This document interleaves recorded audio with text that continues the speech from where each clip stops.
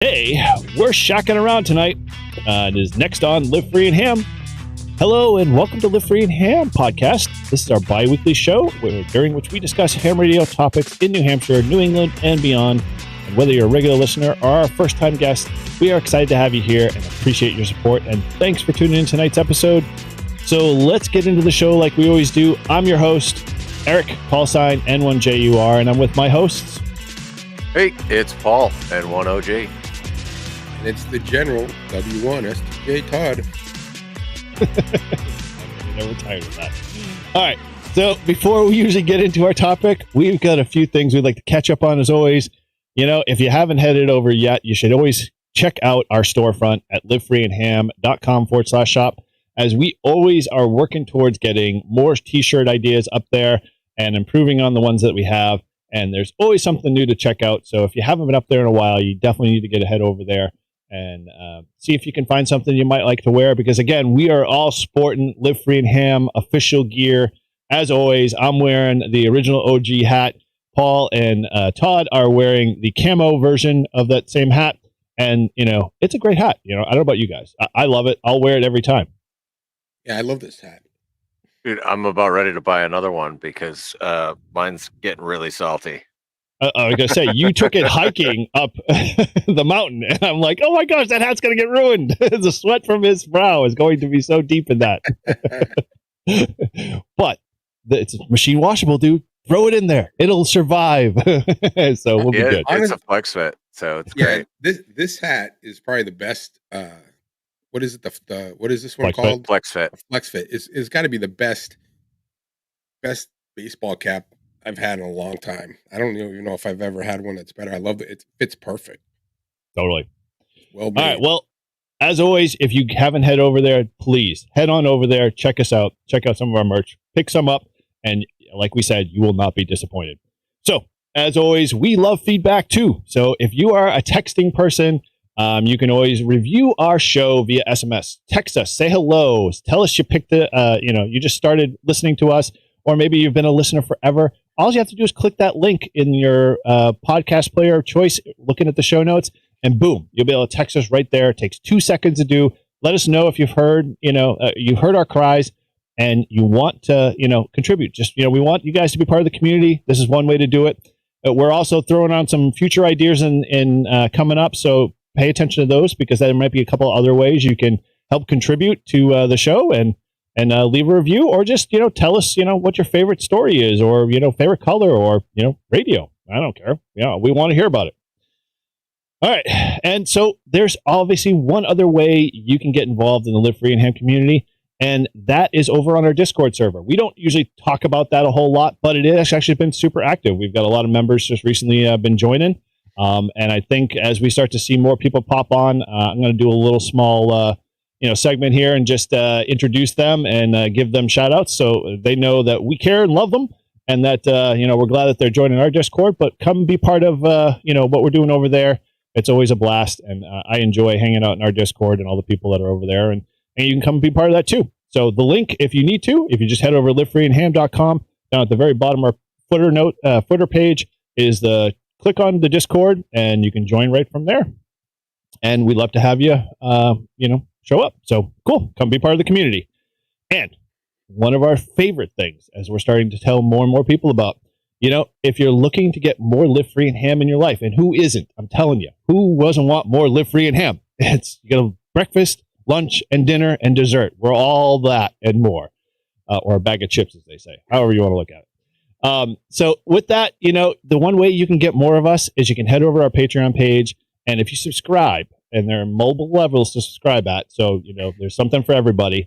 You'll always get early access to all of our episodes that we air way before they actually go out, because we are on a bi-weekly stream. But some of that time may change, but you'll be able to get early access to that stuff.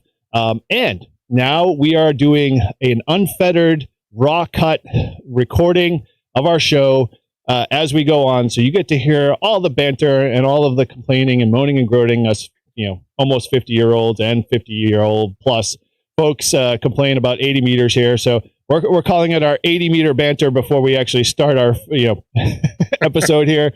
So come check that out.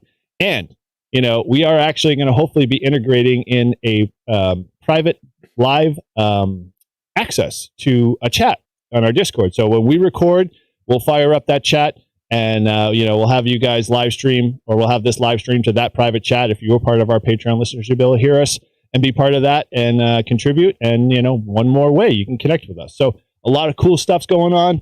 We're having fun with it, and so we want you to come be part of it and check it out. That's all I have to say. Just check it out, find out, learn more. That'll be kind of cool. So we'll be live streaming before it gets edited. You could be in the chat, and then we'll edit it, and then they'll go out on the podcast. So you'll get to see all the mistakes. Yeah, so it's made. a private live stream. Yeah, that's kind of cool. Totally. Yep. So we're working on that. It's coming soon. So you want to make sure you want to get into that action, then head over to our Patreon page, check it out. All right. Well, so as always, let's go to our first option here. Ladies and gentlemen, can I please have your attention? I've just been handed an urgent and horrifying news story. Hey everybody, we got some news. Slow down, Boog. Let me handle this. We've got some news. I've got bad news and bad news. I have reviewed ship's personnel, Captain. Congratulations, you've got... Oh, he's looking in the mailbag. Is there anything? Nope. Sorry. Okay. Nothing. Now, I get a lot of email. A lot. And the one emails that I'm looking for, I don't get. I get political emails. I get things I signed up for that I don't remember signing up for emails. Every once in a while, I'll get an email from a friend, but not from you guys. I haven't gotten one in a couple weeks. So send me an email. Make me look for it. Because as I look for it, I delete all the junk that I get anyway, and I won't be deleting yours. I'll be saving it in a special folder so we can talk about it here on Live Free and Ham. Roger that. Heck yes. I'd vote for you. Yep. I totally vote for you, Todd. That's the way I go look at it. So if you haven't, you need to just, make Todd's day better. Send a review, say hello, tell him you're listening, you're hearing his cries. Send us a review. We love to hear from you. Let us know how we're doing. And as always, we appreciate it. If you have sent one in the past, we thank you. But keep them coming, guys, because we enjoy doing this show, and we want to know that you guys do as well. So with that, we go into Doing good. Doing good. You do, that's good. You good? You good? You're doing good. Absolutely, I do. Good. Doing good, Bob. Doing real good. Right now, my only outlet is my ham radio. That's totally the truth, man. My outlet is my ham radio, as my wife would say. Get off the damn ham radio and pay attention to me. Just the way it goes in this household. But anyway, so with that, comes our Do Good episode. It is an episode that I have something that's so near and dear to my heart.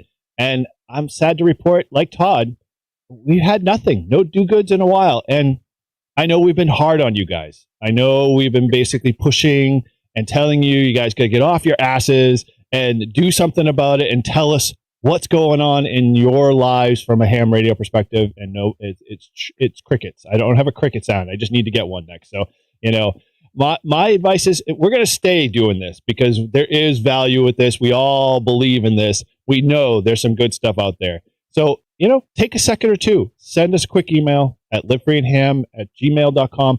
Or if you're as lazy as it can be, you can head over to our website at livefreeandham.com/do good. Fill in the form.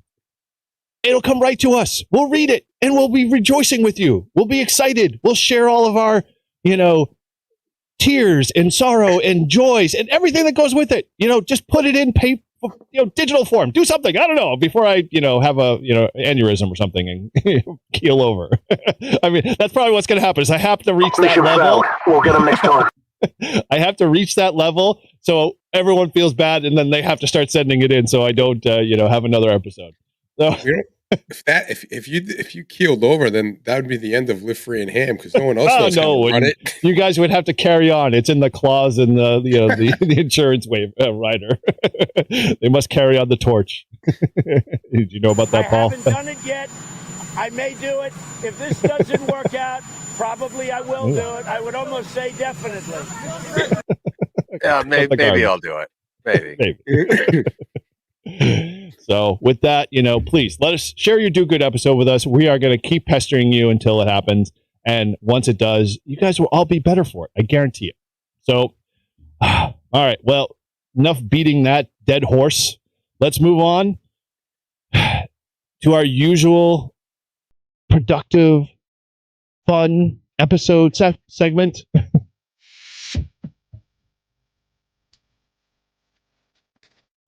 And now for something a little extra with Todd, W1STJ.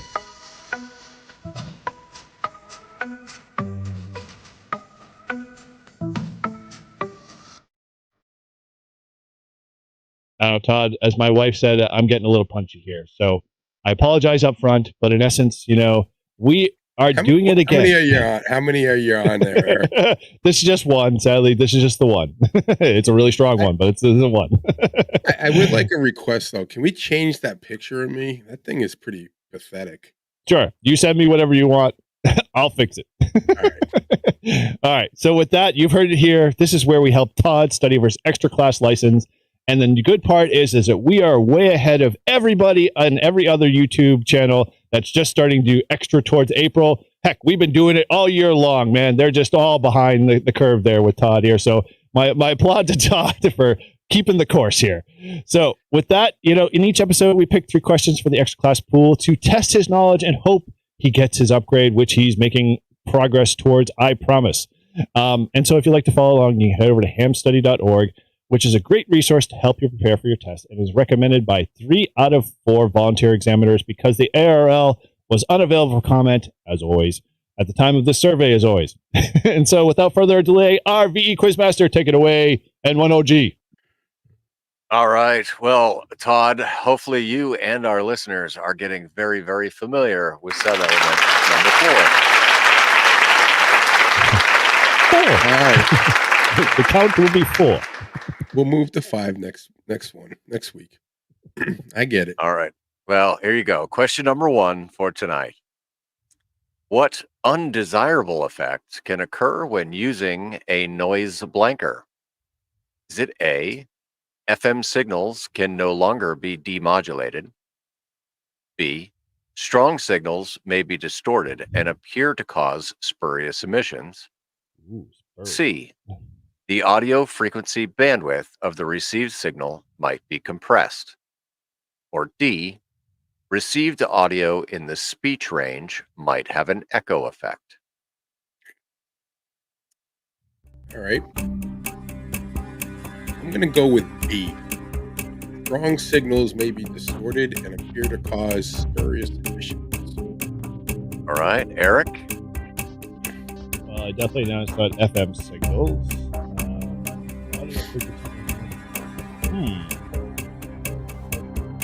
Yeah, I'm going to go with B. It's definitely a strong signal. Copycat. And B is correct.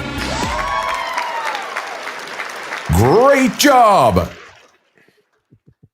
So, as further explanation, when the receiver's noise blanker is turned on and or set to maximum, strong signals on nearby frequencies may be heard on your frequency as noise or chatter. The audible effect is similar to splatter, which is sometimes heard when a station operates an improperly adjusted transmitter and generates a signal with excessive bandwidth. Cool. They think he's a righteous dude. All right, Todd, question number 2. What is the received signal level with a transmit power of 10 watts plus 40 dBm, a transmit antenna gain of 6 dBi, a receive antenna gain of 3 dBi, and a path loss of 100 dB? Is it A? Why would I need to know this? Just asking. But go ahead. Yeah, receive signal level with a transmit power of 10 watts. Yeah, I got that. I'm just saying, Okay. why do I need to know this? But okay. Like, am It's I not ever the gonna answer. Yeah, I know. You got to be able to do the math. Yeah. All right, here's your choices. A, minus 57 dBm. B, minus 51 dBm. C, minus 60 dBm, or D, minus 54 dBm. And you can get your calculator out if you need to use it. Yeah, that's going to happen. I'm going to go with B since it was right the first time. I'll do it again. B. Ooh. I'm going to go with C there, 60 dBm. All right. Well, Todd's shooting in the dark here. And B is correct. I knew it was B. I did know it was B. Not because I did the answer, math. did you? Yeah, yes, I did. Yeah, look at that. That's like that. Yeah, sure. I know that formula. Wow. Well, you should know the formula, but the received signal level will be the sum of all gains and losses through the path at the receiver. So, power received equals 40 dBm plus 6 dBi plus 3 dBi minus 100 dB, which equals 51 dBm. That's so easy math. Yeah, in general, for those types of questions with terms in dB, identify the gains and the losses provided in the question, add the gains together, and then subtract the losses to find total power. Hey, Paul. Yo. Ooh, yeah. I'm going to have to go ahead and sort of disagree with you there. Listen, wait till he gets to sub-element 5 where he's got real math formulas. Real math? No way. That's the next one. That's the hard one, 5. Well, there's electronic circuits in it too, right? Yep. Oh, can we just skip that one? You cannot. You got to learn it. All right, so Todd, you're 2 for 2 so far. So for the third and final question of the evening, which of the following is good practice when using an oscilloscope probe? A, never use a DC coupled probe to measure an AC circuit. B, all of these choices are correct. C, never use a high impedance probe to measure a low impedance circuit. Or D, minimize the length of the probe's ground connection. All right, well, I'm going to go with B for all 3. Well, knowing my test taking skills when I did take my extra, you always choose all these answers are correct. Not All always. right. Not on this one. So you're both agreeing that B is the right answer. And you're both wrong. 2 out of 3. Oh, you only got 1 out of 3. I know. Well, I'm safe, man. I don't have to worry about the song. So as our viewers can see, I correctly picked the right answer, which is D, minimize the length of the probe's ground connection.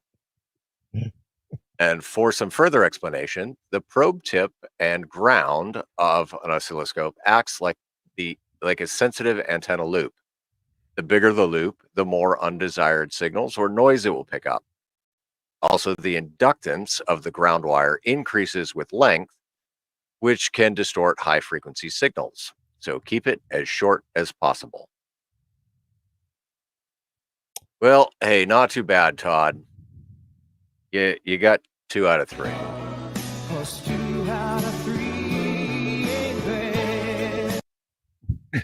And I'm okay, but I could set the building on fire.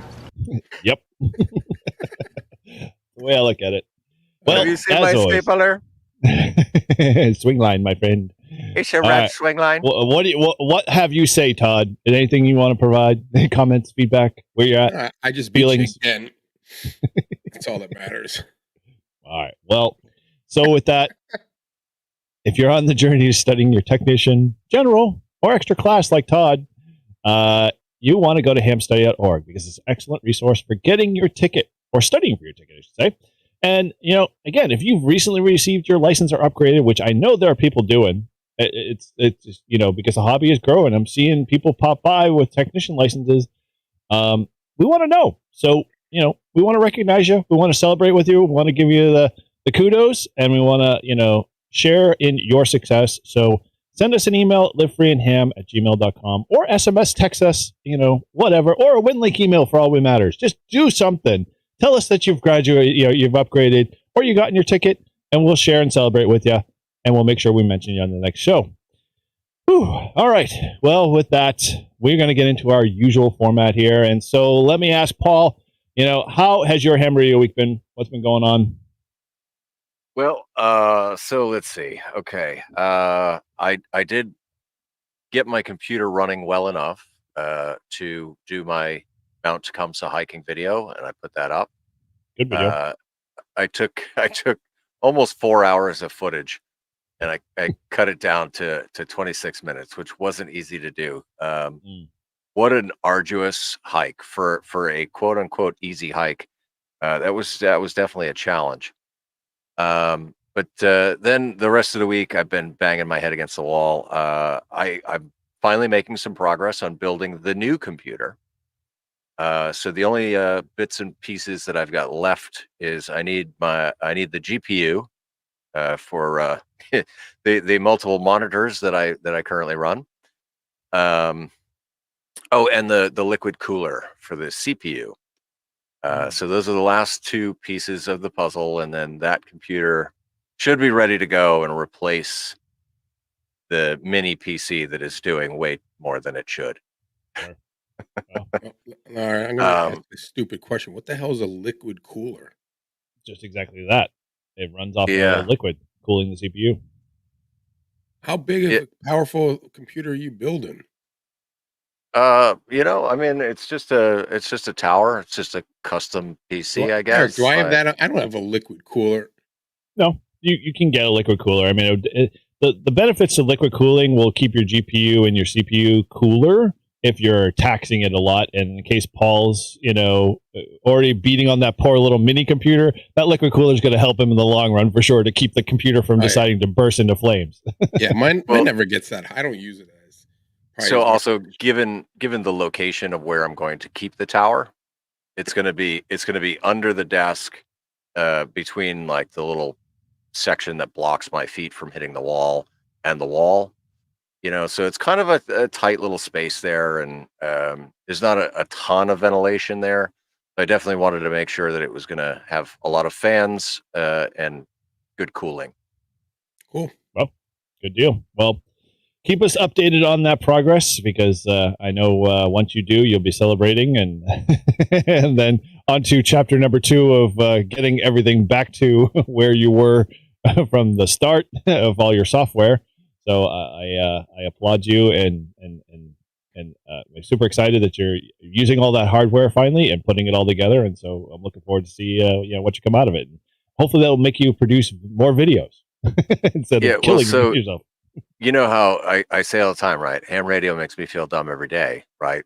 Well, so I look at this computer stuff as an extension of ham radio, because this is part of everything that I do with ham radio.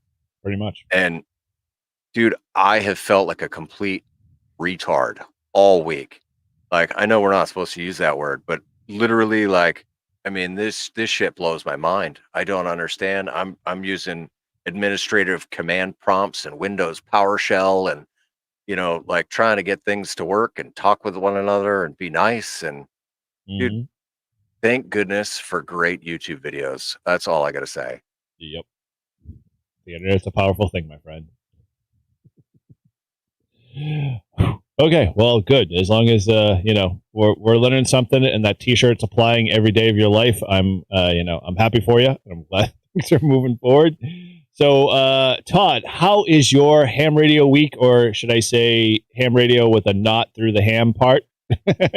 Yeah, it's we had some nice weather this week, and of course, every time I was planning to go out, bad things happened at work, and I just was not able to get out there. The bag is in my car. We have got 2 more days coming up. It's going to be in the 70s, and I am planning on hopefully getting out there one of those days and get some radio. I've been dying to do one. I haven't been out in a while. I haven't even been able to use my Flex lately either, just because I've been trying to get everything winterized at my house. There's just a lot of things. You don't realize how much stuff you have outside and what needs to get done before the winter comes until you start doing it.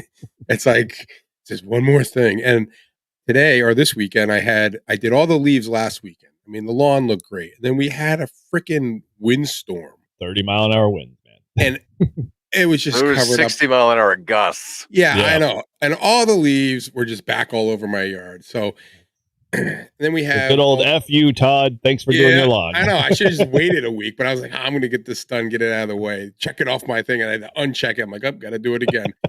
And then, my wife and I went around and cut we have all these stupid grass and stuff that grows high and it just dies and it just stays there. It looks like crap. So we always chop it down. So that was a chore and a half to get all that stuff cleared out. And then I got to get all the leaves, and I did that all on Saturday. And then today I had to do my neighbors had hope he's not watching this. He probably not. But he had half, we split the mulch and he never used it. And it was in the middle of the road, like where our turnaround is, because we live at the cul-de-sac and it's the end of the road turns into my driveway and then his driveway. And then on the other side is like, so you can do turns, right?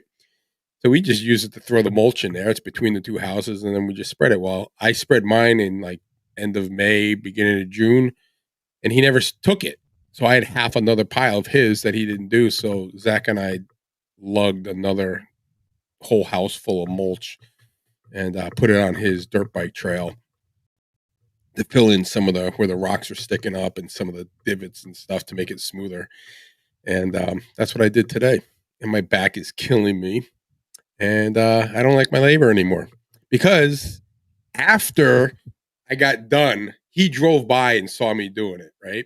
After I got done, I go up to watch and I'm listening to the Patriots just play shitty football while I'm doing this. I get done. It's like, I don't know, we had like 5 minutes in the fourth quarter. They end up tying, right? Amazing catch. And, the Patriots lost, so whatever. But I'm watching that and I'm sitting in my thing and my dog's outside barking. Yeah, he comes out with a shovel, starts shoveling stuff in his flower beds, like in front of his house. Right after I come in, I'm like, are you kidding me? He waited till I finished before he came hiding in the bushes. Yeah, I'm like, what? I'm like, come on. So I'll chalk that one up. I did not come down here just to get jerked off. I'm just going to knock this one up as being a neighborly neighbor, good neighbor. But he's going to owe me for something because we appreciate you being a good neighbor. Yeah. It's a lot of damn mulch. I told my wife that I said, do you realize that I lugged that huge pile we had all by myself? Like just me. No one else. And your son too, but yeah. No, he raked it. I dumped it and then he would spread it out. And then he took my axe and he started chopping down trees. Because he wants to make the trail. He wants another trail, so he started chopping the trees down with like a hand axe. Jeez. We were out there for like 2 hours. He got like 3 trees down. Wow. Just with an axe. It was pretty good. I was like, oh, that's pretty good. Wonderful. Well, sounds like a wonderful world adventure of your backyard, escapade there. Why I didn't do any ham radio because I was spreading the neighbor's mulch today. Well, at least you're not spreading your radials, as they say. Yeah. And I just realized that my tagline below me said I was a narc. I totally forgot I still had that on from our live stream. So if you've been watching here and you don't know what that means, go back to our live stream and you can get the 411. Yeah, I took a poll at work whose side they'd be on, and everyone in my work was with me. Of course they would be. They want to be on your good graces there. Even though we're all in law enforcement, we were the ones causing all the mischief. That's why you're in law enforcement. That's why I tell my kids, I go, you know what? I did way worse things as a kid than you did. I just didn't get caught. I go, you guys suck because you get caught. Now you make me do all this stupid work. They have the internet to make that easier for them.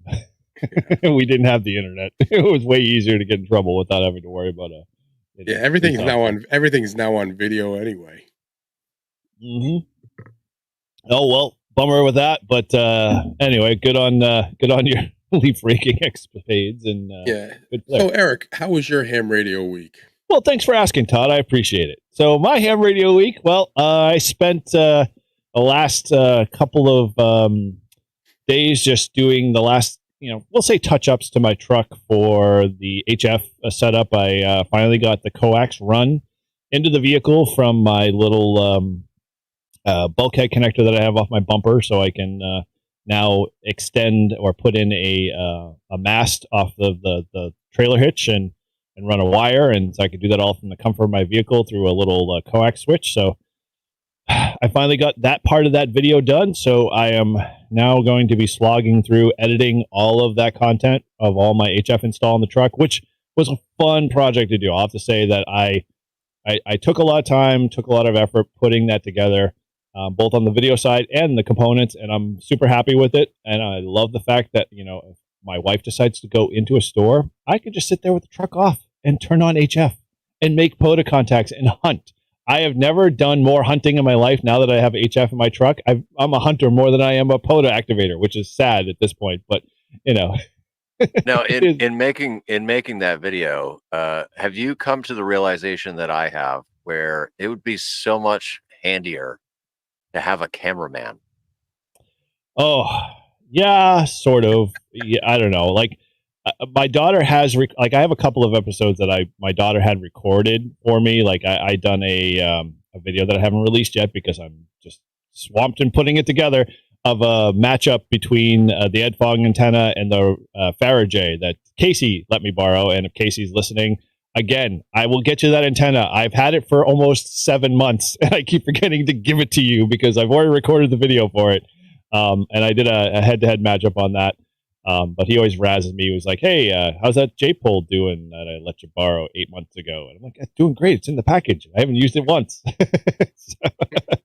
So yeah, she was doing my video editing for me. So yeah, it made it easier, but it's always harder because when you have an assistant, they laugh at you, especially if they don't understand ham radio. So that's the one thing you got to remember, is that they will laugh at you, which makes it harder to be serious in your video if you're trying to be serious. So keep that in mind. Yeah, so the truck videos will be out soon. I can't tell when, but if I'm applying the Shane schedule from Ham Radio Clubhouse, you know, it'll be 6 to 9 months easily, you know, in some cases. But right. I just got a picture of Zach's plane from today. Oh the boy, guy that crashed it. I don't know if you can see it. Oh yeah, that? looks like you killed a deer and shot a deer photo. We'll send it to us and we'll post it up on we'll post a link up there so you can see the video if you can't see it on the live stream, or if you're listening on the podcast, you know, check the show notes and the link will be there. Can I text it to you? Elaborate. Why not? You've already opened up that bag. All right. Yeah, it was pretty bad. It's going to be hard to fix, but Dad did it. It might be a Frankenstein plane. Oh boy, duct tape, grit, spit. Well, yeah, you know how I fix it? So when these planes break, what I do is, you know that stuff you use to like fill in the little holes on walls? Yeah, spackle. Yeah, but not even. They sell this stuff. It's like literally, it's like a cream almost. You put it on, it hardens up. But it's awesome for the foam because it's super lightweight. So you just take a scoop of it, you mold it in place, and let it dry overnight, and it just fills in all the missing foam pieces. But there's not enough for it to be able to make it better. Well, like on his plane, the leading edge of the wing has a little hole out of it. There's no foam for it, so I'll fix that. And one of the ailerons has a little piece missing, so I'll put that stuff in there, and I'll glue the rest of it on, and then tape it just to give it some extra support. And then I told Zach, I said, do what you want with it. If it crashes, you know, it's already crashed. Yeah, as long as I get the battery back, I don't care. Well, if you can scrape anything from that, it's probably the best thing too, especially if it's a good battery. It'll be fun to try to put it baback together and then go up and fly it again. So one last time. It's last time. Cool. Well, so outside of that, for me, you know, like I said, I don't think I got a chance to get a POTA in this week. I was planning on, like Todd mentioned in the last episode, that you know, he was about to get out and do one, but he ended up testing everybody and you know, taking their test for them and never got a chance to do a POTA. I was sort of in the same boat, although I did get an email from another ham, and this is a little tip for everybody who does activations. If you ever get an email from another ham asking about an activation you've done at a park, you maybe have worked your kilo or whatever, reply back very quickly. Like, reply back with details of like what they're looking for. Like, be super friendly. because in my experience, if you do that 9 times out of 10, you're going to get more people engaged in the hobby and more excited about the hobby and want to go do this. And so like Reed's Ferry was a perfect example. Like he was asking me, and if we've all been, those have been to Reed's Ferry, there's only one little spot you can activate, and it's on the bend of a road called Mulberry Lane. And if anybody knows where it is, you can just pull up and activate right there on the corner, but you really can't get into the woods. And so him and then this guy, I can't remember his call sign. I should go back and look at my emails, but bottom line is he was super ecstatic to have me reply back to him. He was like, wow, this is the fastest anybody's ever responded back to me. And I'm like, dude, I send him pictures of locations and pin maps and everything. And he was just like, I'm so thankful, dude. And he lives in Mass somewhere. And so, for all intents and purposes, hey, I don't care if you want to hike into that place, go right ahead. But, that's the best spot. That's how I got my kilo for it. So yeah, be friendly, help people, help them get, that park activated, even though you've activated 9 million times and you got 2 kilos or whatever, you've done in that park, be a good ambassador for POTA. That's all I have to say. All right. So the topic of the day is shacking off, I think we'll say. Not we're saying we're shacking Greg here, but we're shacking off.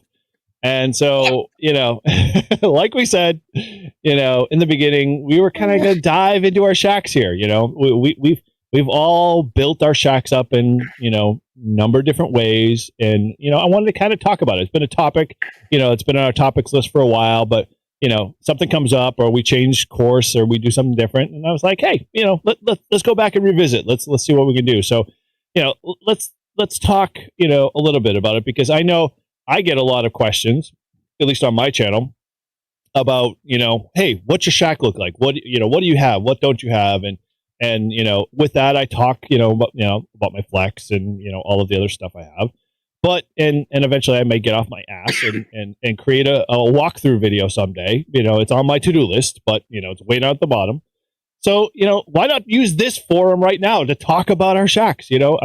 Paul's got a really decent shack. He's built it up, quite a time, and Todd's gone from a DX10, sitting in a small little corner to now, full rack and flex and the whole 9 yards. So, let's kind of talk, so how did you guys start? What was your initial shack look like? And let's kind of go from there, and we can kind of talk about the evolution of that stuff. So Paul, since, I know Todd's already got, he's ready to go. Let's start with you. Obviously you started with I think a 706, right? Very originally on. Well, so I've got pictures of my very first shack desk.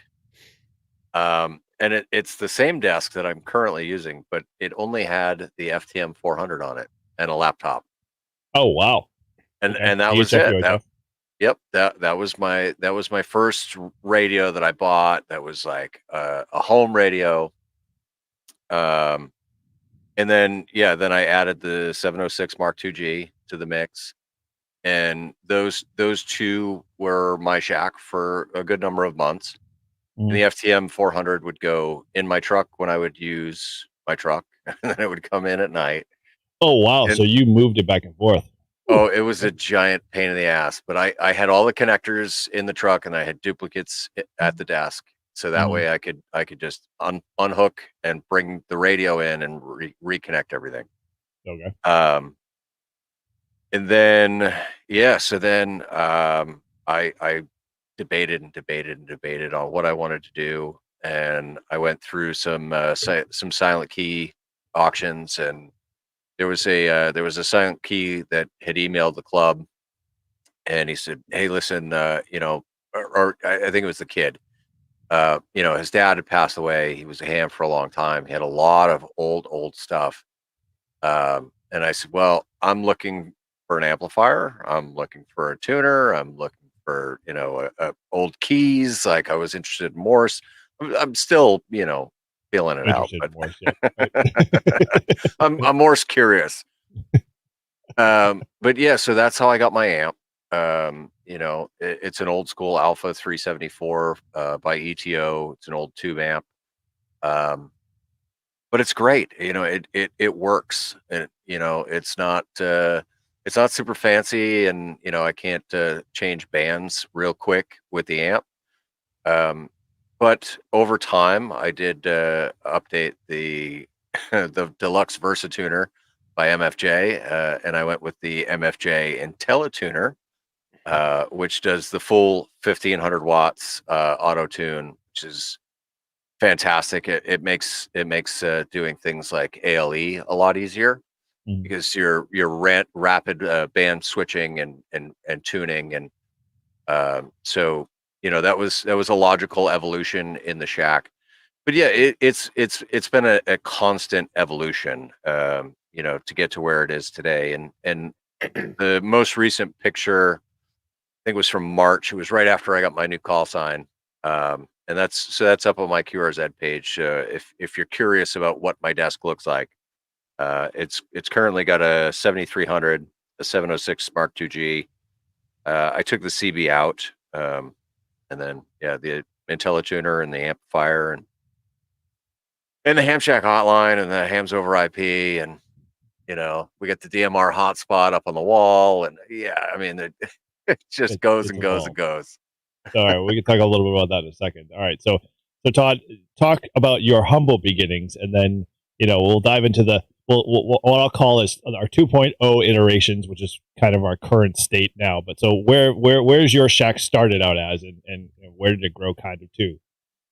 Well, my first Shack was an HT with a headset and a mag mount on my metal roof outside the window. Okay. So I had to have the window open, even in the winter, and I would just flop the mag mount and stick it on the metal roof.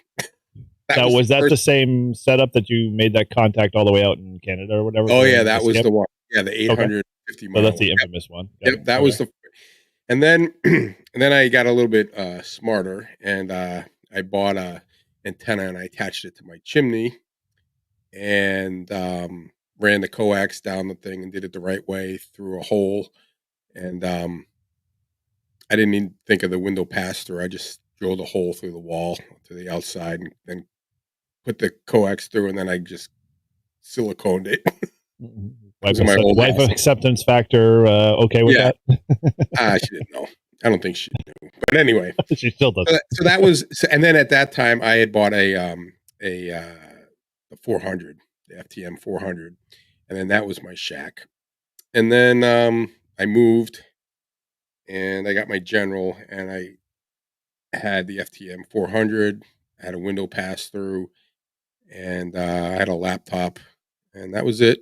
And then I got my General, and I got the DX10, and then I had that, and that was kind of the start of my Shack. And then when that went away, I got my Flex.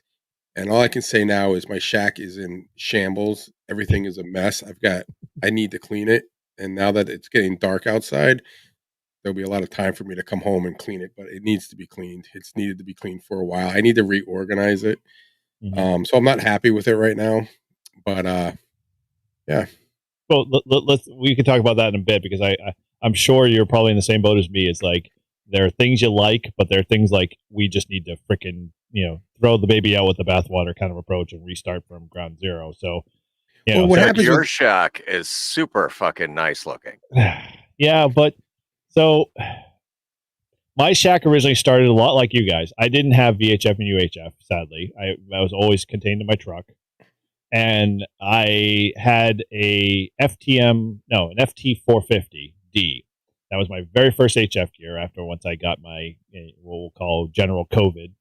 And I set that up, and I can't remember what I ran outside. I think I was running a wire antenna, and I think it was like the MFJ 1982 or 84 antenna, the worst antenna that everybody buys and says, I wish I never bought it, but you just, you live and you learn kind of antenna.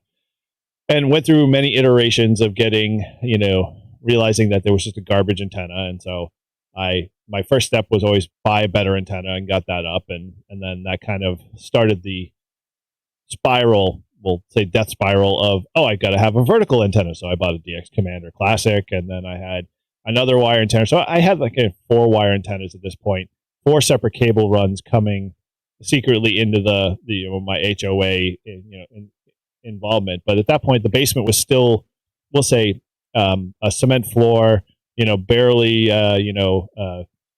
walls that were fully finished and painted and so forth and so on. So my goal was to originally flip it on its what we'll call the 2.0 version and make it, more of my office space and ham shack. And it kind of evolved from there. I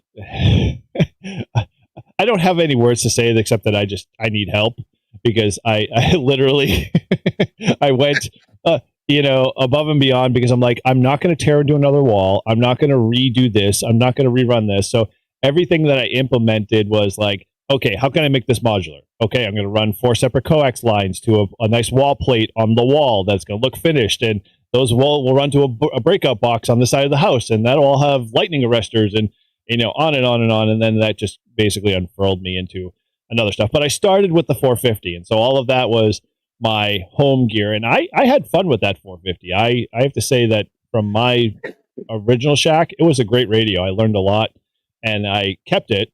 But a certain individual, we'll say Todd, he bought a DX10, and I saw how much fun he was having with his DX10, and I said, I need a DX10. And so I told the wife, I'm like, okay, well, birthday's coming up. I need to upgrade to get an HF radio. So the DX10 became my 1.1 radio. And so I had that, at my desk and tied into the computer and did digital modes and everything else like that. And I was having fun. But that was my shack initially. And I'll get into the 2.0, what it is now today. But that took me a long time to get to. So I guess where to go from here. Yeah, obviously, we obviously all did our own little, initial starts, and we always had the VHF and UHF as kind of the base, which I didn't get a chance to, but that was in my truck. What did you guys do to, what was, Todd, you obviously mentioned you started with the DX10. Did you just decide that was the radio you're going to go to because it was a flagship, or was it because someone said you should buy it, or what was your thought process on it, and why did you go that route? Well, the DX10 was, my original goal was to take the 400, throw it in the car, and get the 991A. Yep.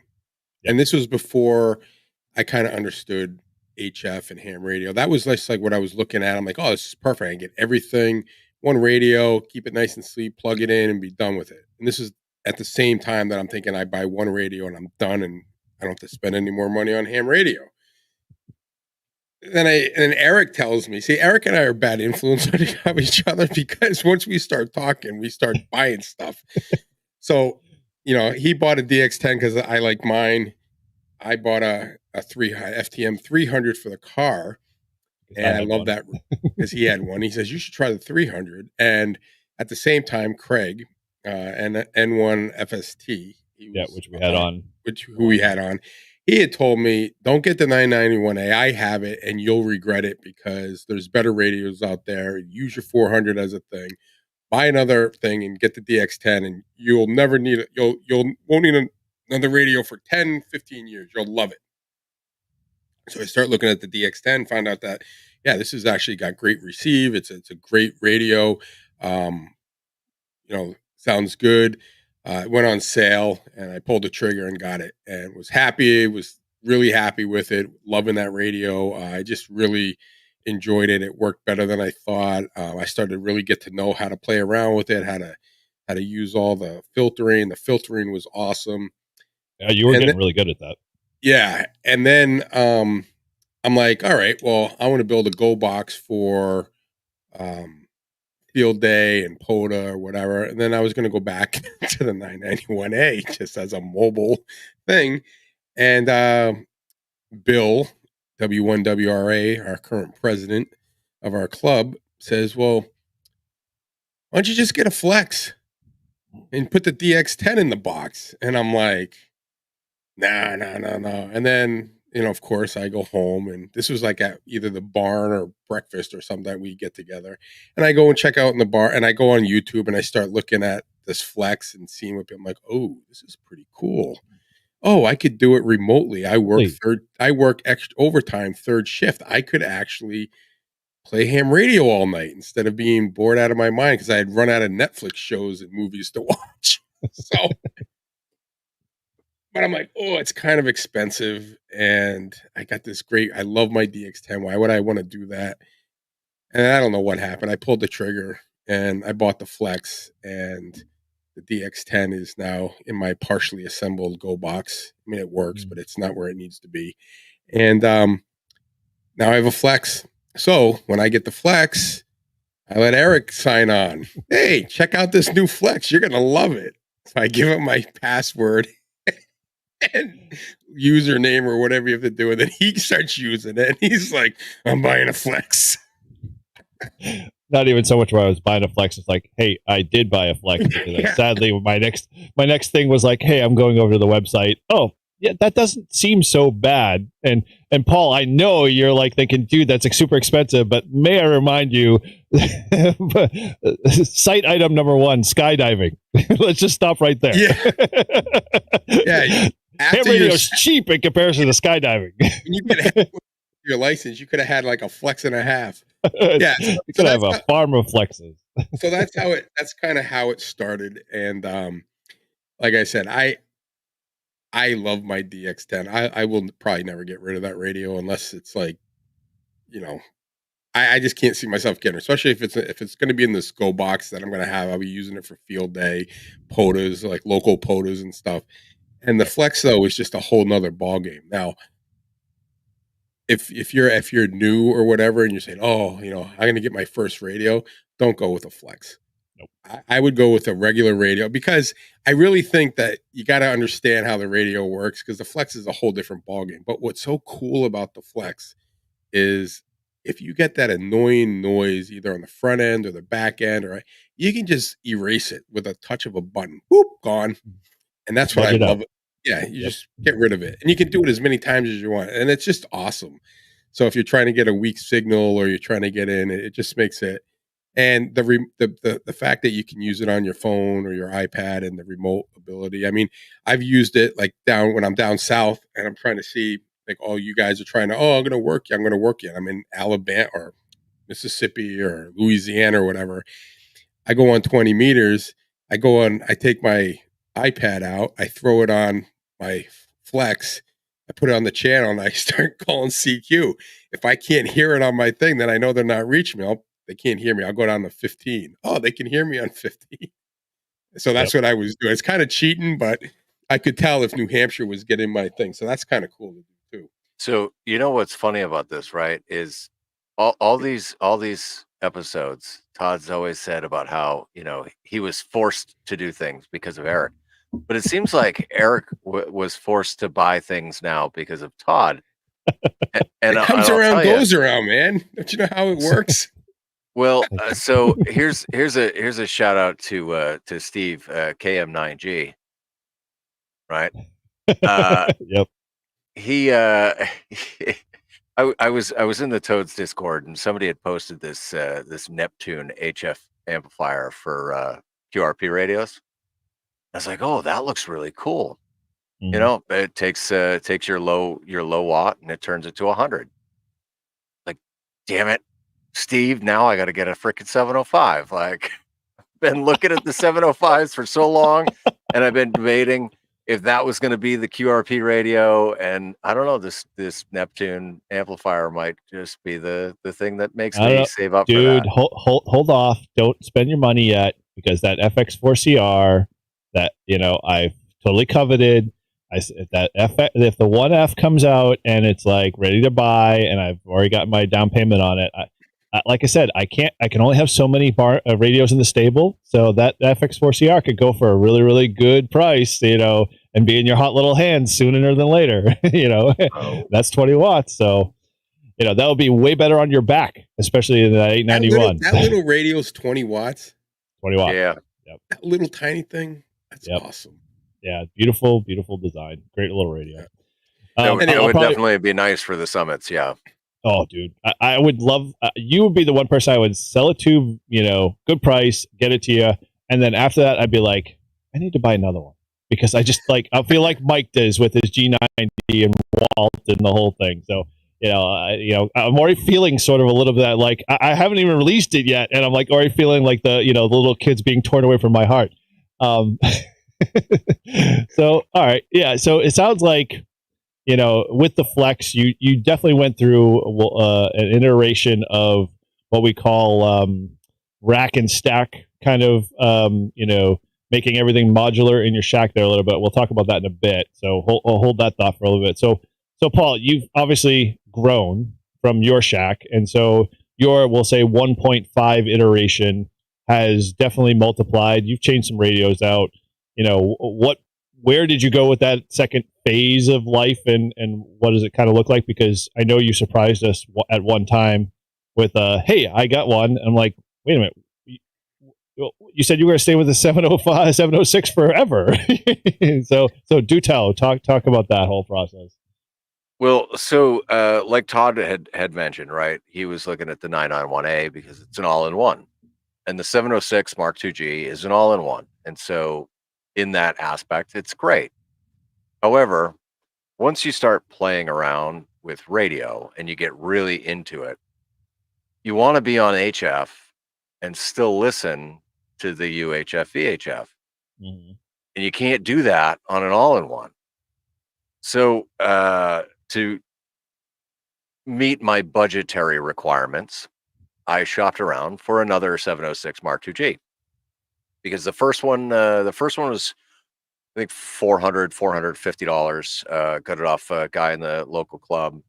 The second one I got off QRZ, and it was $500. But it came with the signal link and everything, right? So that became my HF, and then the other one was my UHF EHF, and so I had identical radios sitting there. I know. You were turning into Bill. I mean, you had to have another radio for it to be complete because it had to have a friend. It definitely needed a friend. Yeah, because I wanted to be able to do, both bands at the same time. I wanted to be able to at least, monitor the repeaters, monitor the calling frequencies, and still play around on HF. But it did take me 2 field days to decide on the new radio that I would buy, right? And so I said, well, if I'm gonna buy a brand new radio, it's got to be a radio that's going to last me for the next 20 plus years, and it's got to be everything that I want in an HF radio.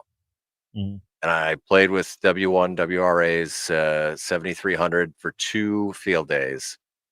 And after the winter field day where I had it all to myself, I said, this is the radio. 100%. This is the radio. And yeah, with the DX10 in front of you.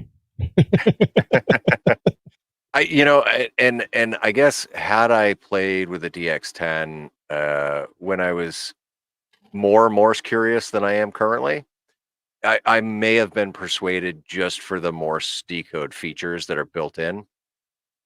But I'm definitely not remorseful in any way on my purchase of the 7300. I don't think you are either. You wear that badge proudly. Yeah, well, that's like I liked it so much I had to get another one.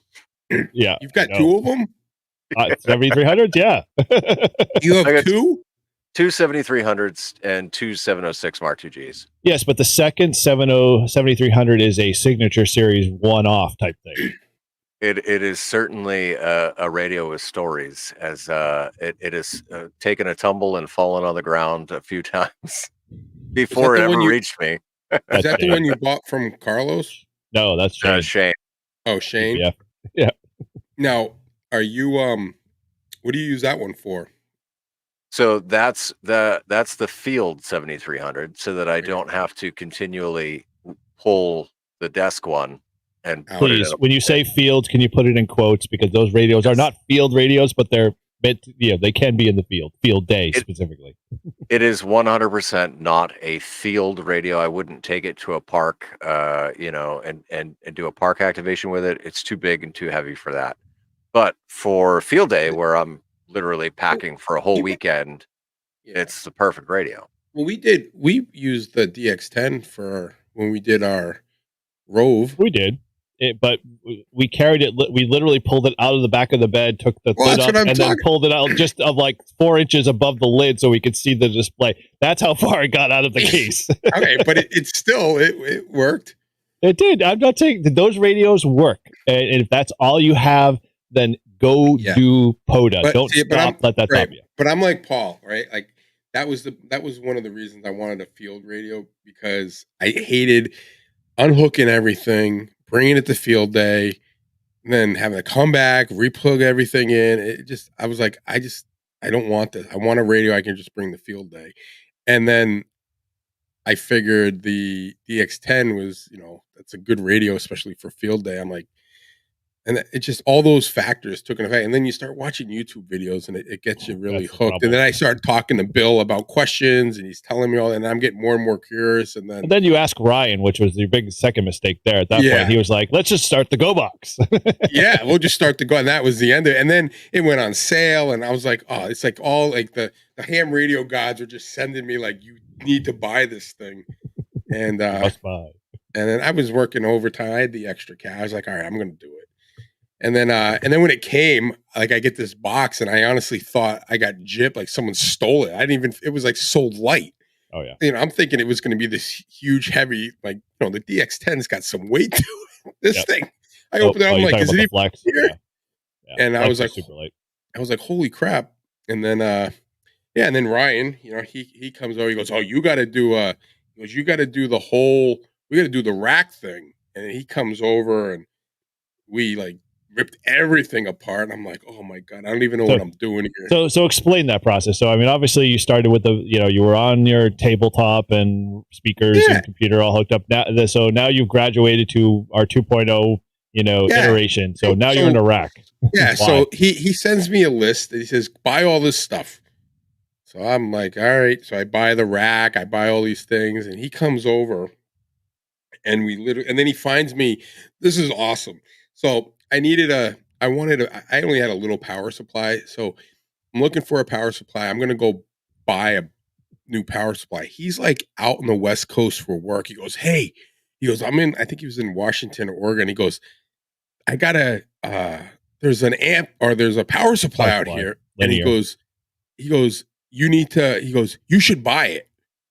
And I'm like, well, he goes, it's you. He goes, it's a great price. He goes, I'll buy it for you and bring it back, and I'll make sure it's good. So I said, all right. So he literally was on work. He sneaks in this big ass power supply. Flies it home to me. And he brings it over and we put it on, and the thing worked awesome. And it's never turned off. And, we get this rack and we figure it out. We're trying to fit everything in. And he's like, oh yeah, we got to run the hard wire. Cause I was doing everything through Wi-Fi. So we ended up hardwiring everything in. And so now I have battery backups. I've got the power supply. I got everything going. So like when the power goes out, I'm on ham radio because it's still working. Well, you gotta remember when you bought that linear amplifier from Ryan, you had already purchased one off of Gigaparts or DX Standard. It had like a 6-month lead time or something like that. Yeah, it was. Yeah, so I had ordered a new one and at a ham radio outlet, and then it was supposed to be. It was delayed. They didn't have it. So of course he comes back. We hooked this one up. I get the email. Oh, your the amplifier is ready. I'm like, yeah, I'm not going to be buying that anymore. Guy's like, really? What's wrong? I'm like, I got a used one for a great deal. And it was the one up, so it was actually a better one. So so it was just Ryan hooked you up with an amp and a power supply. No, just a no. I mean a power. Yeah, I'm talking about just the power. I messed up. Yeah, power. You're the only one with the golden ticket there, my friend. Yeah, you've got the power behind you. Look at amps are. I mean, yeah, I got to hit the lottery or something. I don't even know if my antenna could handle more than 100 watts. Be afraid you don't need to hit the lottery. You just need to look for silent keys. True. The kids are getting rid of their shit. All right. So you know what I think. When you just said that, what I think of Wedding Crashers. Like you ever see that movie where they're trying to get chicks? Funeral Crashers, and you just be like, "Hey, who's got ham radio shit?" Yeah, I'm looking for silent keys. Give me a call. Advertise. You just start showing up at funerals going, hey, is this guy into ham radio? Yeah. So you go to your obituation. He was a long time ham radio. All of a sudden he's like there. So he's got any amps? Yeah. So You yeah, heard it that's here, good. folks. We give you suggestions and strategies for a new equipment. Just look for silent. I can see you at home, be like, let's see who's dead today. Oh, there's a couple silent keys down in Massachusetts. Let me give them a call. Estate sales, man. Yeah. Hey, Got it in with Feudor Homes. Hey, sorry for your loss, but did your dad have an amp? I could really use one. Excuse me, do you know what a ham radio operator is? Oh, good, you do. Okay, cool. Then does he happen to have any gear I can take a look at, like now? I know you haven't buried him yet, but I'd like to get first dibs. The body isn't even cold yet. It's terrible. Yep. All right. Well, so we're not ambulance chasers any longer. So, all right. So sounds like you've gotten to, we'll say, the clean version of like your installed. And so have you changed much of that at all since you've had it? No, but like I said, I need to reorganize and I'm going to change some things, but really I don't need much now. I think now it's more of, I want to get my, my vertical up and I want to be able to switch the antennas and have some options. I don't get my dipole. I don't get 6 meters that good. I don't know why.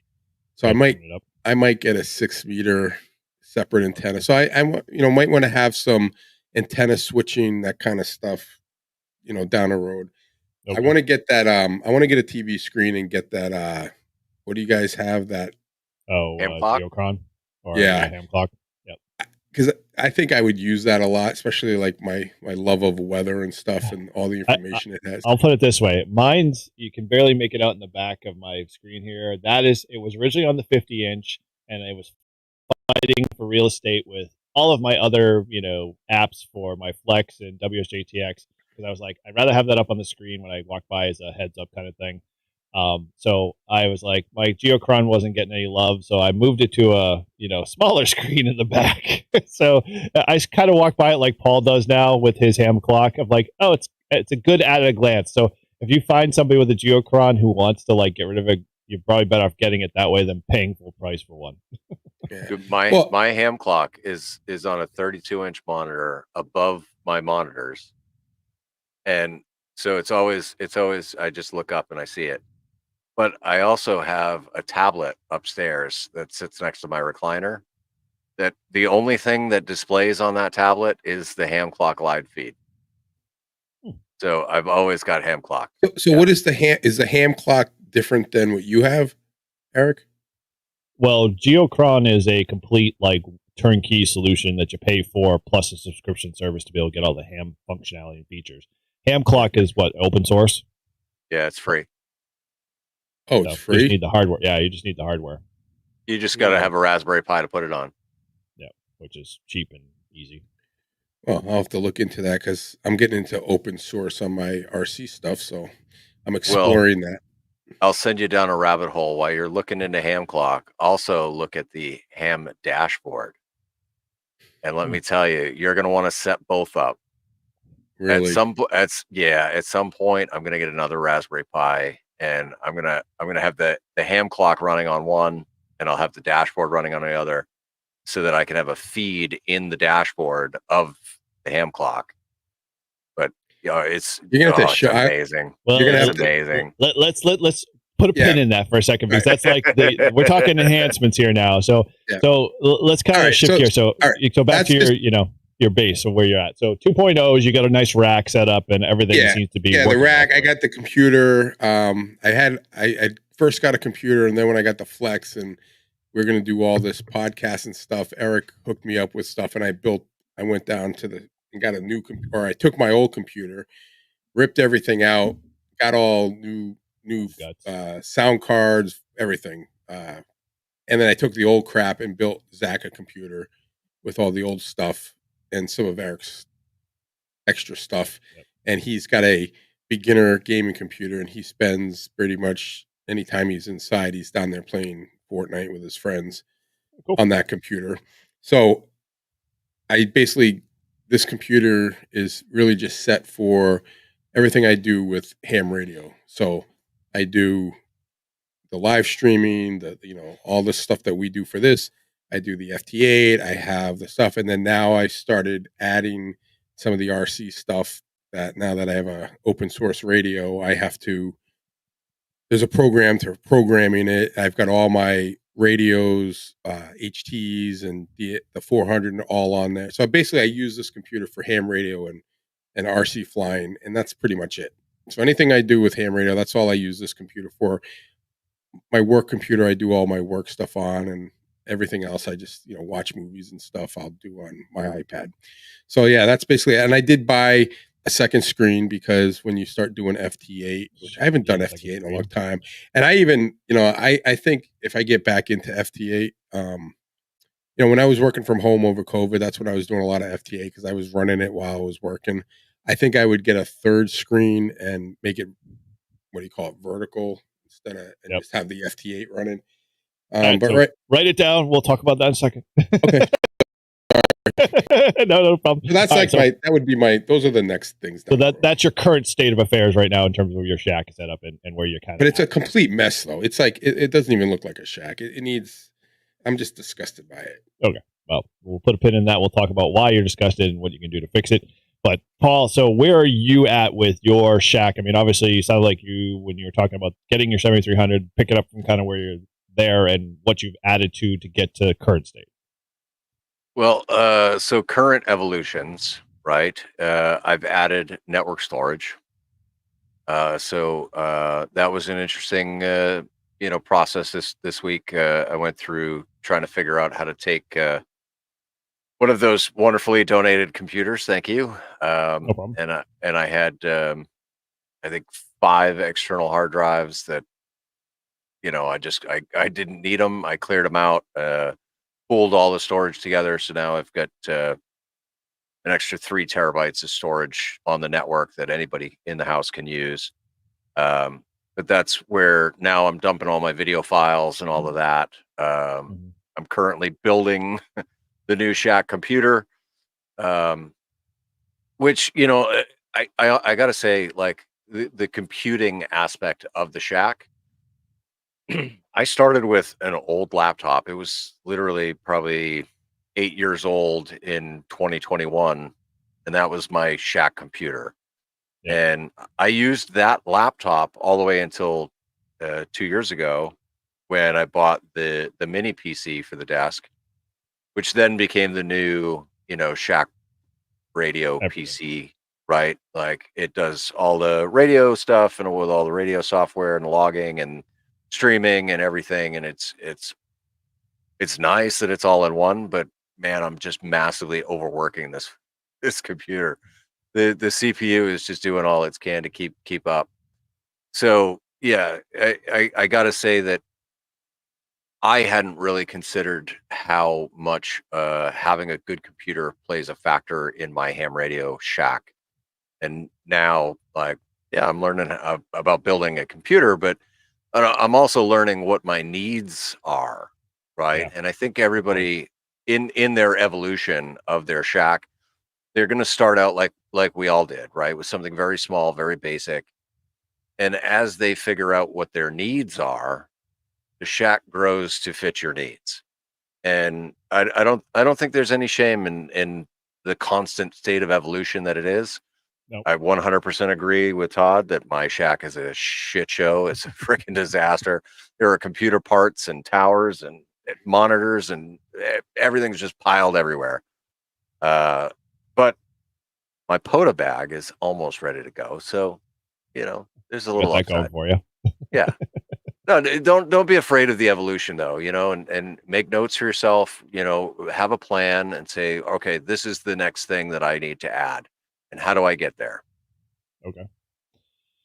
All right. Well, let me kind of give you the 411 state of where I got to. And then I think we should give a little justice to talking about like what things, and we obviously alluded to a little bit, like what things just irk you enough that you got to get off, your plate to fix. And then what is you think that's going to lead to. And we can kind of, tie it in a bow at that point at the end of this, because I know we could go for hours because we're good like that.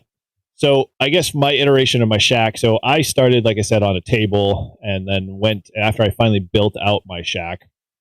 and, carpeted it and made it my, kind of home base and office. I designated basically a kind of, I bought IKEA, desktop or butcher block, and I made a nice long desk that literally wraps around half of my basement. So there's a lot of counter space, a lot of openings for, opportunities to be able to do stuff if I want to, and then throw it or put it in a box or get rid of it.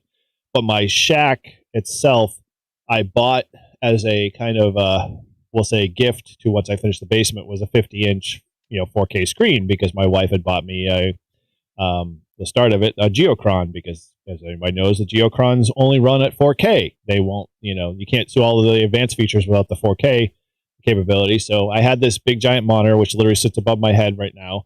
And I don't have pictures on my QRZ, but I'm sure I'd be happy to post them a link in the show notes so people can see it.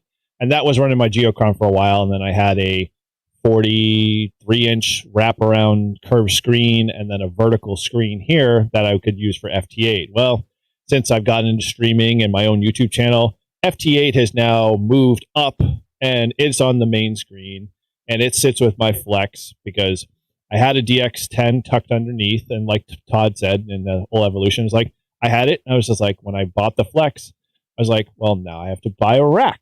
And because I can't just let this thing sit in a closet, because it's got to be, it's got to be displayed nicely. So, and of course, Ryan, who's not here on the show, but is represented by, pictures for those that are on the podcast. Ryan is here in spirit behind Paul. He said, hey, you really should start thinking about a rack. And so in my, in my brain, because I'm in IT, when we build out racks, we don't half-ass it. I run cabling nice, I run management, and I run power and connectors. And so I, at that point, was like, well, then I need to go out and buy a new PC, because at that point I was sort of in that same boat Paul is, and where Todd kind of got to was like, that PC is just not going to hack it. It's not editing. I can't edit videos. I'm putting a lot of pressure on it to run all my ham apps. And I was like, I just want something that's racked. And so I went down to my PC shop that Todd went to as well, and they built me a PC the way I want it spec-wise, and it's in a rack-mounted 4U case, so it slides right into the rack. And so I've got that, and then I was like, well, I have the Flex. I need to have power management. And so I don't have a linear power supply because I just couldn't fit that into the budget at the time, because they're expensive, as Todd's realized, but he got his for a good deal. So I bought two Samalex 30 amps. So they're on separate, sides of the power option. So one powers my Flex, and then I've got on the back side, I bolted to the back of the rack a power distribution block. So it's all power poles. So one of those Samalex feeds that, and then I just plug power poles in the back there. And then I was like, well, I'm tired of trying to manage all of my USB devices. So I bought all of the modular connectors and stuff like that. And so all of the cables that are plugged into my PC all feed to a panel in the back, which then allows me to plug in my USB devices into that. So if I switch stuff around, I know which port goes into where, because I was always crawling in the back. And because I was always crawling in the back, I needed lighting, because I didn't have lighting in my rack. So now my rack has lighting in the back that I can turn on and off. That's all LED based. And so then I have my Flex on the bottom, and then I have a pull out. I mean, it just kind of evolved. And so I've got this nice rack, all well situated. I've got a web control switch that I can power it on and off whenever I want to, which my next phase to that is Node-RED and integration and all that stuff, so I can do everything remotely.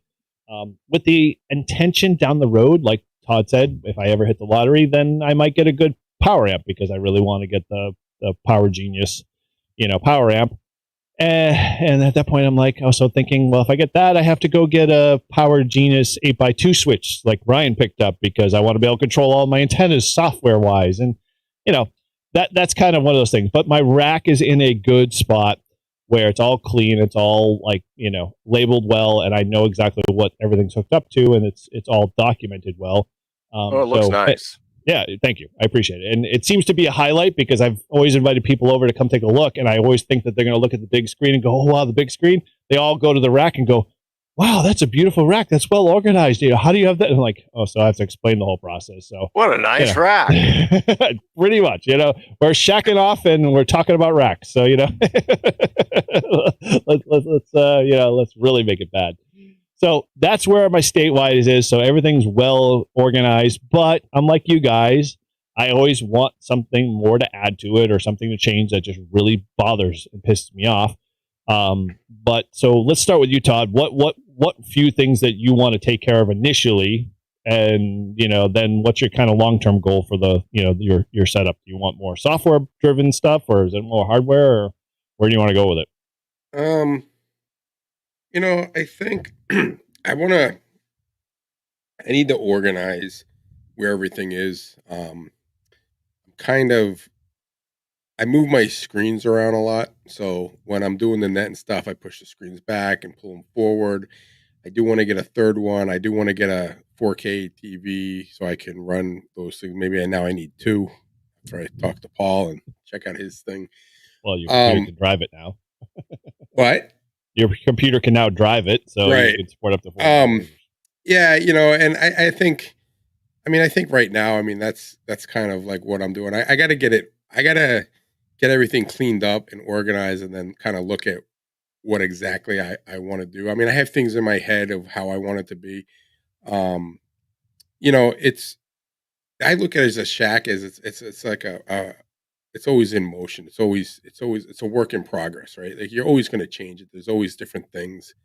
I wouldn't mind taking, instead of getting another straight TV, get maybe like a nice long curvature, expensive thing. That would be nice, but it's all money, and it's like, what do I need it for, and how much am I in here for, and do I really need that, or would it be cool to have it? Is it necessary? And if I didn't buy it, what would I use that money for? And, well, you're not working the extra hours, so it's right, not just plentiful off the tree. Oh, but I am looking like, so on a side note, I talked to I'm friends with the chief of police here. I coached his son, and we used to work with him when he was our prosecutor for Amherst. So I saw him at basketball tryouts. I said, hey, I go, you need any dispatchers? I go, I got a ham radio license. I said, I could probably do it. I said, and he goes, yeah. He goes, but my dispatchers, they only come and go when they want to work. And it's like, yeah, they're all part-time. I said, well, I'll work part-time. Just give me a schedule. And as long as it doesn't interfere with if it's in the evening, I'll do it. I go, you want me to do like Wednesdays? I'll do Wednesdays. Why not? He goes, really? I'm like, yeah, just sure. So he goes, oh, I'm going to look into that. So who knows? I may become the Amherst dispatcher following ham radio liaison. Yeah, following Izzo's drive. I'm like, that would be awesome. And he goes, well, I don't think it pays. I'm like, dude, it's extra money. I'm looking at this as like to fulfill my hobby bank. Like what else? I come home. What do? I grab something to eat, and I go up and either, watch TV or come down and get on the radio or whatever. It's like, I'm not doing anything major. And if you need help, and I said, I only live down the road. So it's like, and then people will call out, and they can probably, hey, you want to go do dispatch? And thought it'd be fun. So another reason then I can have the flex, because then if I'm doing dispatch and I'm just sitting there and there's not a lot going on at night here in good old Amherst, I could be hunting parks. Well, you don't have narcs like myself, so that really doesn't help. Keep the flow of mischiefs coming into the system. But like I said, it's a work in progress. I think my thing is I'm just not happy with just the way it's just ergonomically, like how it's all set up, and I don't know how I want to fix it. I don't know. Okay, so sounds like that's your biggest pet peeve. Okay. Yeah, right now. Yeah. Cool. So I think what I'm going to do is I'm going to clean everything up, and then I'll have a better idea what I want to do. Get rid of some of the shit I never use, like this. No, not the flex. Like this phone that never rings, that I don't even think works anymore. Oh, the ham hotline. Yeah, I'm getting ham jack. Just taking up space. I still have. Sorry, Paul. Hey, all right. Well, so Paul, go. Where are you at in your, kind of evolution of this, and what one pet peeve, like, Todd has that's really pissing you off that you just got to take care of, and then where you think that's leading you? So the biggest aggravation for me currently is there is just not enough real estate on this little desk, and unfortunately, the desk needs to be located in this particular space because that's where the power is for the 220 for the amp. Right. I will say this has been on the list for several years. Cable management is a huge problem for me. Like I literally, I've got four runs of coax that leave my desk and they go up and they go over and they go across the ceiling and then they come down. They go out the window and not through a window pass through. I literally notched my wood window frame to pass the coax through. Cable management has been a nightmare. And so at some point, because the way that the roof line is over my head is it's an extension off the backside of the house. So at one point where the bulkhead was, right, to go down into the basement, they had just built it up and put like an entryway, and then they decided to put a 20-foot addition off the side of that. So where the entryway is, where the bulkhead used to be, is higher than the rest of the room. So what I want to do is put a pass through in that gap where the roof line steps down, so that I can have all my coax connections there, and then just plug in on the outside and run to all the various antennas. Mm-hmm. So that's definitely a big one. My other big gripe is I never put enough focus or time or any attention whatsoever into station grounding. And so I have a lot of issues with, like, if the kid's got his LED lights on in his room, or if there's, power supplies throughout the house or anything, it all comes through and shows on the radio. And if I had some good station grounding, that would be at least be mitigated a little bit. Mm-hmm. So those are my two big iterations of evolution that need to happen to the shack is, better cable management and good station grounding. Yeah, maybe we can get a 2-for-1 deal because Todd's got to do grounding too. Yeah. Well, I got to do that. Yeah, I need to retire, and then I can do all these things. Dude, you've already proven that you can't retire. You still have to maintain a job somewhere because you still get busy because the wife realizes that, hey, you got more time on your hands, and more time means less ham radio. And trust me when I tell you, okay, I've been retired since 2012. I am way busier being retired than I ever was working a full-time job. It is so much easier to just be like, you know what? I have a job to go to, and then I'll fit everything else around that. Then, I don't have a job to go to, and so, I've got all these things, but everybody else wants other things. Like, dude, you will not be, laden with free time after retirement. Nope. Yeah. So, yeah, I highly advise grounding is well worth it. I'd never dove deep into the grounding books, but I talked with many people that it was like, okay, if I'm in the state I'm at, and like I said, I was building out my office space, shack space. So it was like, if I didn't do it then, I was going to, kick myself in the butt and, decide that it was a dumb idea and have to tear into walls and stuff like that. And I just didn't want to do that. So I did the grounding part very early on, and I'm glad I did because I've got a nice bus bar, grounding copper bar down by my feet over here that's got like 22 lugs on it, and all my rack and my equipment are all tied to that with short runs, and my flex is tied there. So all of it's grounded, and then I got one ground right out to the grounding rod because I'm at the basement level, so it goes right out the backside and right to the grounding rod that the electrical panel's in. So yeah, it's dropped my noise floor a little bit. I couldn't tell you how much it was before that, but in essence, I'm in a HOA. So in essence, I've got people left and right of me with all IoT devices everywhere. So I'm getting about, if I look at my flex now, my noise floor is like an S4, S5, which is probably normal for most people around. Well, it's better than the S6 that I have normally. Okay. So I'm in the ballpark, as I say. So yeah, from my rack standpoint, there's nothing I would change, but the one thing that I'm frustrated with is that I'm a big proponent about automation. I like to have automation in place as much as possible with the purpose that I'm leveraging all of the time that I created, all of the, we'll say, processes to make cable management look easy and software and all that stuff working well. So my stopgap that's been a problem for me since a year ago was I was going to implement Node-RED a year ago because I got the Flex about a year and a half ago, or actually it's been 2 years now. So I was going to leverage all of those things you see on the internet, because that's once I started shopping for a Flex with Todd. And then I was like, oh, well, this Node-RED stuff, I've got to do Node-RED dashboards. And I did a Node-RED dashboard for Field Day, which was awesome because it worked great. And my Field Day Go box is a well-oiled machine, and that's literally just a plug and play, and Node-RED fires up, and I spend 10 minutes, updating software, and everything's ready for Field Day, and I'm going to go. My Shack is not like that. So that's my biggest thing, is I want to automate that.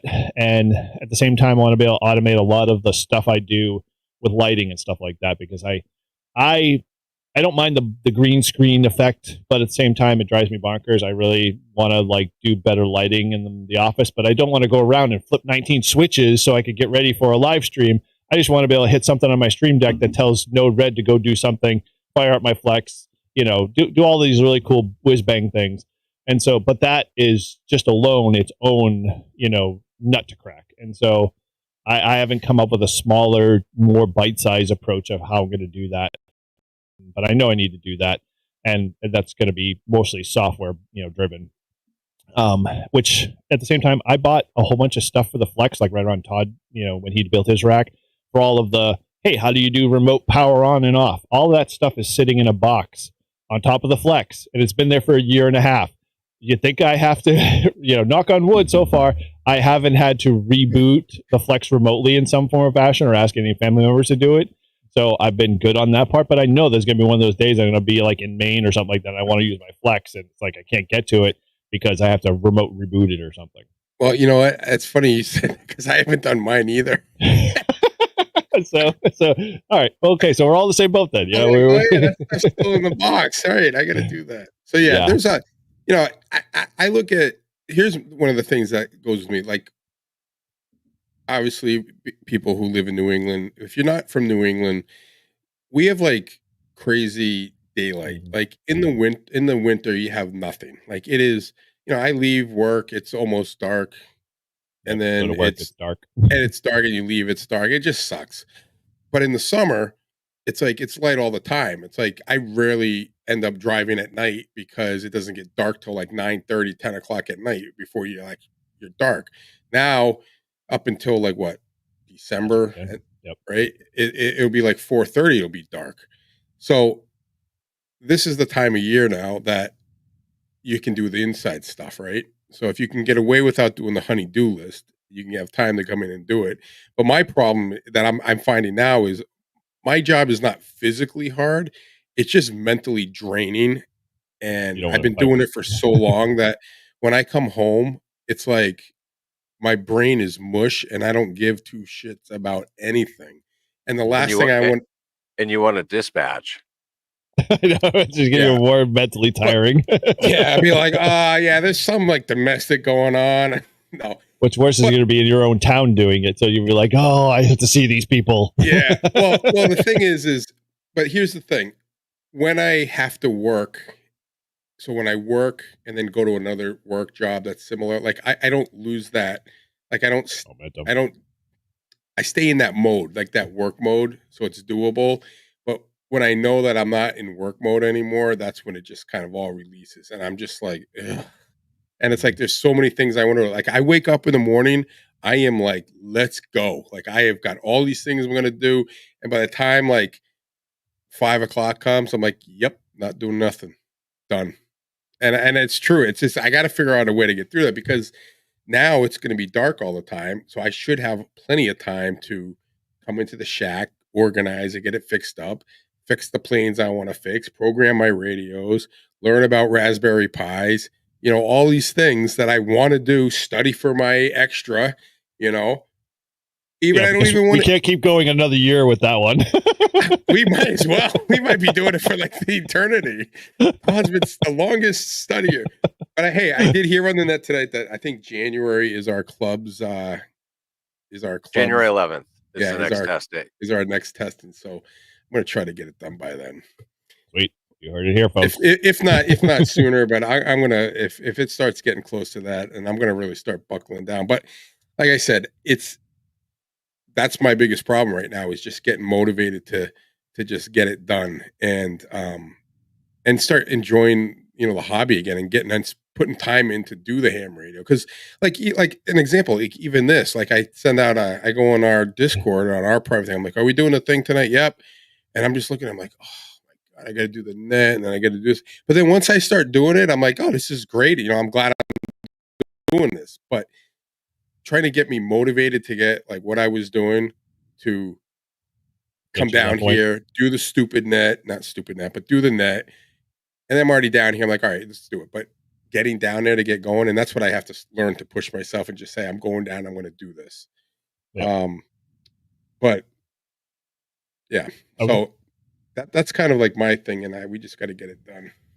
So you need $1 million. You need $1 million, time, and someone to clone yourself so you can actually just allow the wife to be able to do all of her honeydew lists. I need two clones. One to do my work, my job. One to do the honeydew list, and then I can do all the fun things. Play all your hobby. And I want to be invisible so no one knows that it's really me. Like, just come in here and just don't clone the clone. It'd be just dumber.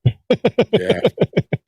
Multiplicity. Exactly. But, it's like I said, and I believe that shacks are like, it's like anything else with ham radio. It grows and changes. You might have a path that you think you're taking, and it never goes that way. And then there's always things that you're going to get into. I mean, who knows? Maybe after I get my extra, I'll get into CW and I'll be just focused on that. I doubt it, but maybe. I gave away my CW key to someone else who could use it, and I feel better for it because it wasn't sitting there collecting dust. And I check in with them every time, and they make me feel good that I gave them the key, so it's getting used. So that's kind of the way I look at it. The stuff I give away. Yeah, I mean, and I think it's I mean, I want to get out and do more ham radio because I'm not doing as much as I would like to do.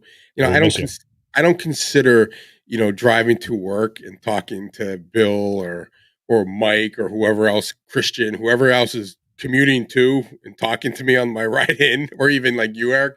Like, to me, when I first started, that was like ham radio. Like, this is awesome. Now it's just like might as well be talking. Like, I don't consider that like doing ham radio because it's just my commute chat. Right. Yeah, it's mandatory almost to kind of check the ham radio box. Yeah, it's just kind of like the thing. But I love the HFs and I love POTA, and I don't do enough of it. And like you said, you've got it in your car and you're hunting more. Like I used to come down here and I'd start at like 7:00 and I'd hunt and I'd look down. I'm like, oh my God, it's like 1 a.m. because I'd just be in the zone doing it. And I haven't done that lately. Help Todd become ham radio addicted. I am addicted. I just need to feed my addiction is what I need to do. So I'm starving. You seem to have a theme going on these past 2 episodes. All right. Well, so what's your one pet peeve there, Paul, that you want to kind of work towards? It's really just irking you. Obviously, you said desk space, but I'm sure it's probably more detailed than that. Well, yeah, no. So with the new computer, I will have the ability to run 4 monitors, and so the 3 monitors that I currently run were all monitors that I picked up for free. So I have no doubt that I should be able to find a 4th monitor somewhere. 3 of them you can have. I love it. I love giving away this crap. It's perfect. I literally I'm building a computer from 3 towers that you gave me. I built my NAS from the mini PCs that you gave me. So yeah, 100%. I really appreciate I'm putting it all to good use. Very cool. But yeah, no, I think no matter what, the desk is going to bother me, and I'm going to evolve it. So just don't get locked into thinking that things are the way they are and they have to stay that way. It can always change. Yeah, it's actually good. I think that's kind of a good point to kind of leave everybody with, I think, is that we all feel like maybe you might be in this place where you might just have like an FTM 400 or a VHF UHF radio sitting on your desk, and you're like, why can't I be like with the big boys? Well, know that hey, you will go through an evolution. I can't tell you how many people, and we've all said it and we've all heard it, and we laugh, especially if we've been in ham radio for a while. They're like, I only need one radio. And anytime someone says that, we all laugh on the inside.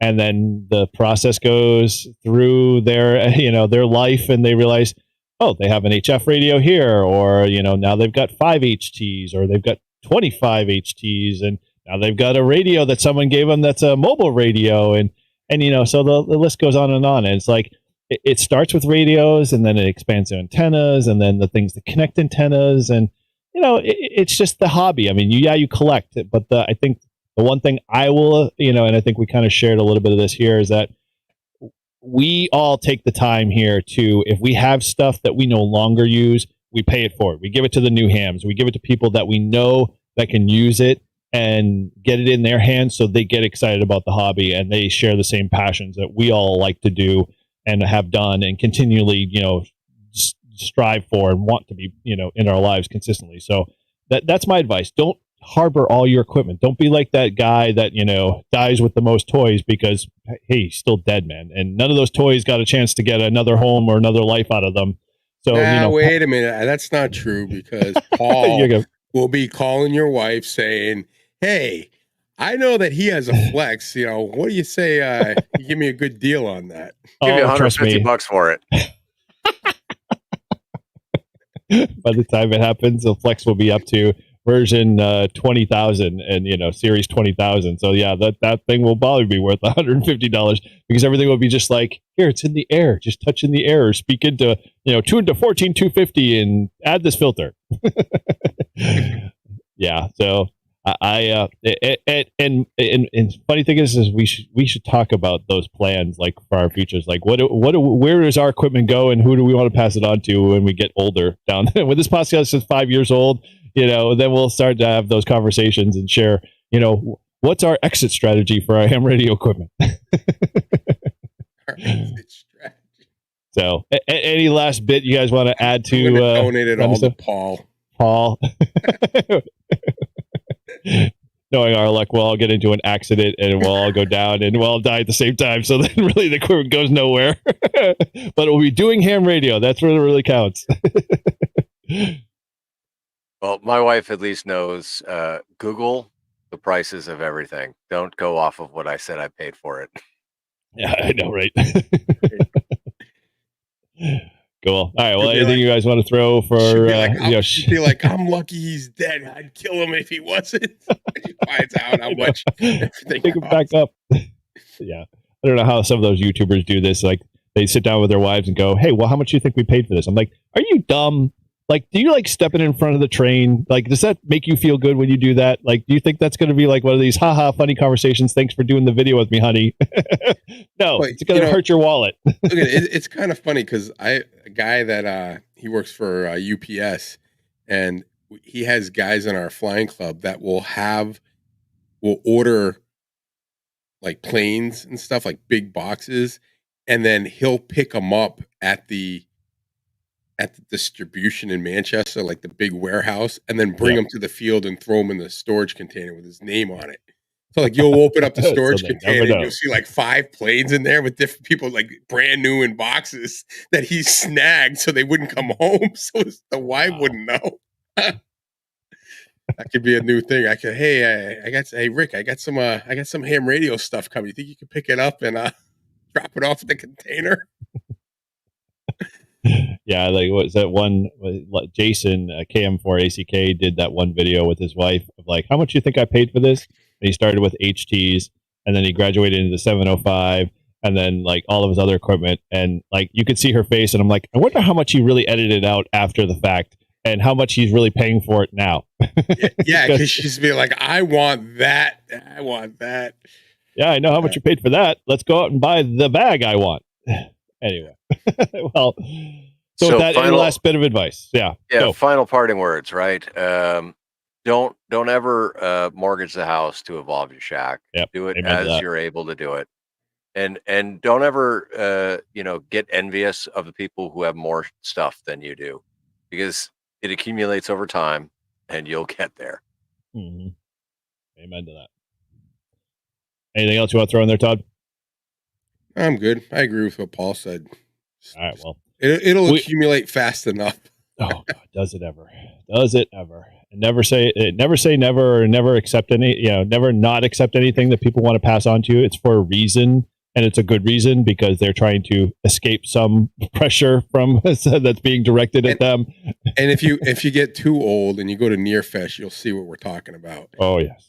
Because I look at Nearfest and saying that guy has to get rid of all this crap, or he's sleeping on the couch for the next year till the next Nearfest. Yeah, or that that collapsible trailer tower that he bought that he's trying to sell for what he paid retail for, and that if you just wait him out, eventually you'll be able to get it for a real good deal because he ain't going home with it. Okay, well, so there you have it. There's hopefully our shacks and a little bit of our evolution there about how we got to where we are.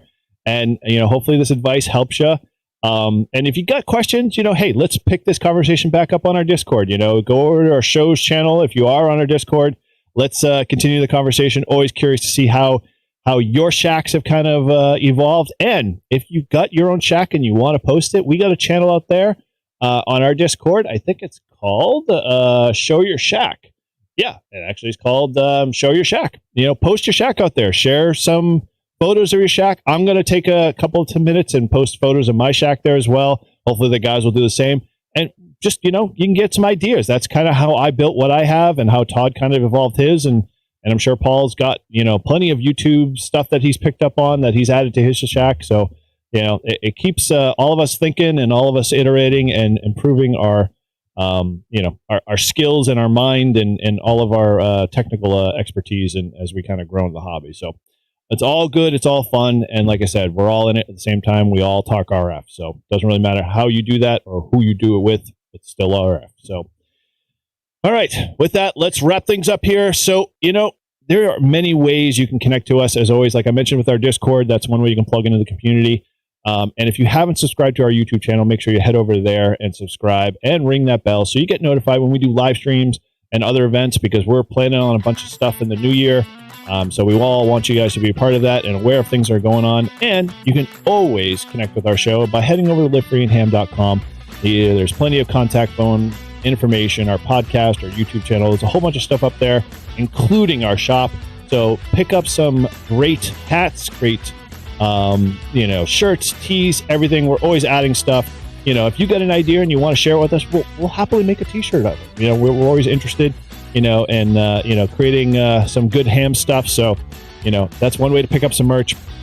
You can always use our SMS link, and that link is in all of our show notes. You just click that from your smartphone, and boom, you can send us a nice review there. Or if you're an Apple iTunes listener, or on any of your other podcasters, because I think really the only place you can leave reviews is Spotify, which I'm not a Spotify member, so if you left one over there, we apologize because I haven't gone over and looked. Maybe that's where all of our reviews are going, and I just haven't spent time figuring that one out. But, if you have used Apple iTunes or our SMS link, or you can send us an email, livefreeham@gmail.com. And like I said, if you really want to be in the know and you want to get early access to our episodes as we record them, you want to be part of our live chat in our Discord, you can head over, become a Patreon member there. It's starting the lowest $3 a month, and you get a whole ton of stuff, and we're always adding to that. So, make sure you check that out and come be a part of some great stuff and have some fun with that. And as always, if you need to reach any of our hosts, you can look us up on QRZ, or you can just head over to livefreeandham.com and click the About Us link, and all of our information there, and you can reach out to us and contact us anytime. And with that, thanks again for listening. And from all of us at Live Free and Ham, 7-3.